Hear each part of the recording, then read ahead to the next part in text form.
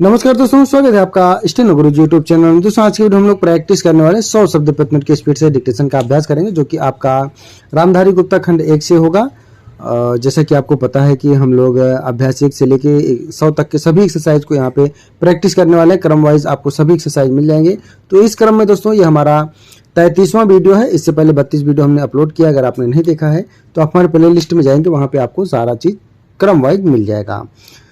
तो वीडियो पसंद आए तो वीडियो को लाइक कर देना। चैनल पर पहली बार आए तो सब्सक्राइब करके नोटिफिकेशन बेल ऑन रखना, जिससे इंपॉर्टेंट वीडियो आपसे मिस ना हो। इसमें दोस्तों जो आउटलाइन है वो ऋषि प्रणाली में है। अगर आउटलाइन आपको अच्छी लगे तो अपने डिक्टेशन में प्रयोग कर सकते हैं। इसके अलावा दोस्तों अगर आप डेली डिक्टेशन चाहते हैं तो आप चाहें तो चैनल का मेंबरशिप ले सकते हैं, पेड ग्रुप को ज्वाइन कर सकते हैं। अधिक जानकारी के लिए आप हमें मेल कर सकते हैं। हमारी मेल आईडी है study4stenographer@gmail.com। तो ज्यादा समय न लेते हुए चलिए स्टार्ट करते हैं। रेडी? 5 second, start. अध्यक्ष महोदय, राजस्थान में जनता को बड़ी कठिनाई है। वहाँ सूखा पड़ा हुआ है, मवेशी मर रहे हैं। ऐसे जो स्थान हैं वहाँ आपको कदम उठाने चाहिए। वहाँ लोगों को तथा मवेशियों को खाने के लिए देना चाहिए, उनकी सहायता करनी चाहिए। अगर आपने शहरों का ही ध्यान रखा और देहातों की समस्या व किसान की समस्या को हल नहीं किया तो भविष्य में बड़ा संकट पैदा हो सकता है। जब मैं अपने क्षेत्र में कार्य करने के लिए जाती हूँ तो जिन लोगों ने वोट दिया होता है और जिन्होंने नहीं भी दिया होता है वे भी शिकायत करते हैं कि जब वोट का समय आता है तब तो आप कहती हैं कि लगान माफ़ होगा, गल्ला सस्ता होगा, गाय भैंस के लिए घास का प्रबंध होगा, लेकिन हो तो कुछ भी नहीं रहा है। अंग्रेज़ों से जब हमने राज प्राप्त किया था उस समय नारा लगाते थे कि लगान माफ़ होगा, नहरें खोदी जाएंगी, गाय भैंस के लिए घास का इंतज़ाम किया जाएगा, लेकिन कुछ नहीं हुआ। लगान भी दुगना बढ़ गया है। जनता में इन सब बातों को लेकर बड़ा असंतोष है। हमारे मंत्री महोदय जब जिले का या प्रांत का दौरा करने जाते हैं तो रेस्ट हाउस में जाकर ठहरते हैं।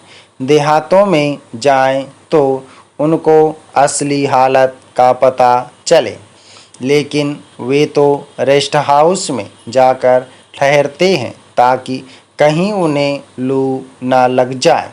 इसलिए मैं निवेदन करती हूँ कि उनको गाँवों में जाना चाहिए। वहाँ जाकर उनको किसान की कठिनाई को समझना चाहिए, उनकी कठिनाई को दूर करना चाहिए। किसान इस समय बड़े भयभीत हैं।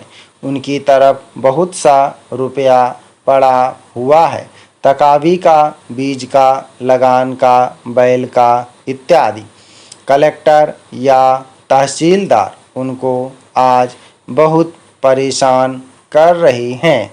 उसके बैल नीलाम किए जा रहे हैं, जमीन नीलाम की जा रही है, उसको कचहरी में ले जाते हैं और पटवारी तहसीलदार किसान को जिस तरह से परेशान करते हैं उसका लेखा मैं नहीं दे सकती हूँ, उसका मैं वर्णन नहीं कर सकती हूँ।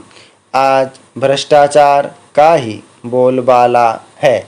जब तक 500 रुपया या 300 रुपया या 200 रुपया लेखपाल को या पटवारी को ना मिले तब तक खाते में से नंबर वे लोग नहीं निकालते हैं। कचहरी में उन्हें परेशान किया जाता है और वे सब जगह परेशान होते हैं। महोदय, पंजाब के संबंध में मुझे यह कहना है कि अभी कुछ दिन पूर्व वहाँ पर भाषा का प्रश्न उत्पन्न हुआ। मेरा अपना विचार है कि जब भाषा के आधार पर पंजाब का विभाजन हो गया तो आज पंजाब की भाषा पंजाबी है और यह पंजाब के लोगों को निर्णय करना है कि वह पंजाबी किस लिपि के अंदर लिखी जाए।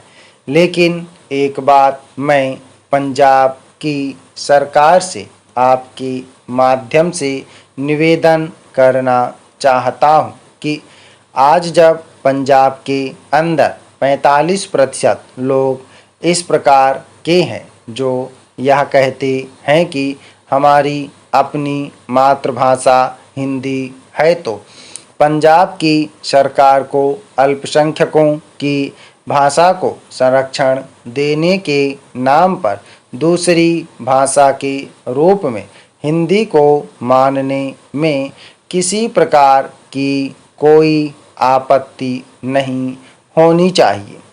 इससे दोनों के संबंधों में मधुरता आएगी और किसी प्रकार के अनावश्यक आंदोलन से हमारा सीमावर्ती राज्य बचा रहेगा। जहाँ तक लिपि का संबंध है, लिपि के संबंध में मैं बलपूर्वक किसी लिपि को समाप्त करने के पक्ष में नहीं हूँ। मेरा विचार है कि देश में अपनी लिपियों को सुरक्षित रखते हुए अगर प्रादेशिक भाषाएं किसी एक सामान्य लिपि को वैकल्पिक लिपि के रूप में स्वीकार कर लें तो देश की अनेक भाषाओं को निकट आने में बहुत बड़ी सहायता मिल सकेगी। अगर पंजाब के लोग भी इसी आधार पर विचार कर सकें तो मैं समझता हूँ कि यह पंजाबी पंजाब के हित में और देश की एकता के हित में होगा। अंतिम बात जिसको कहकर मैं अपना भाषण समाप्त करना चाहता हूँ वह है प्रश्न जो आज पंजाब और हरियाणा में तनाव का कारण बना हुआ है और वह है चंडीगढ़ का प्रश्न। सभापति जी, आपने देखा होगा कि कल इस प्रश्न को लेकर यहाँ एक गर्मागर्मी का वातावरण भी उत्पन्न हुआ। इसके लिए मैं मुख्य रूप से केंद्रीय सरकार को दोषी मानता हूँ। सरकार की अपनी आदत है कि जो इस प्रकार के विवादास्पद प्रश्न होते हैं उनको लंबा टालने की इसकी प्रवृत्ति बन गई है। सरकार सोचती है कि अगर कोई प्रश्न लंबा टाला जाएगा तो लोग भूल जाएंगे और अंत में तनाव स्वतः ही नहीं रहेगा। इतिहास इस बात का साक्षी है कि जिस प्रश्न को सरकार ने टालना चाहा, चाहे मैसूर महाराष्ट्र का सीमा विवाद का प्रश्न हो, गोदावरी या कृष्णा के जल का झगड़ा हो। महोदय, पंजाब के अंदर चंडीगढ़ का झगड़ा हो, सरकार ने जिस झगड़े को टालना चाहा वह झगड़ा और अधिक उग्र रूप लेकर देश के और सरकार के सामने आया।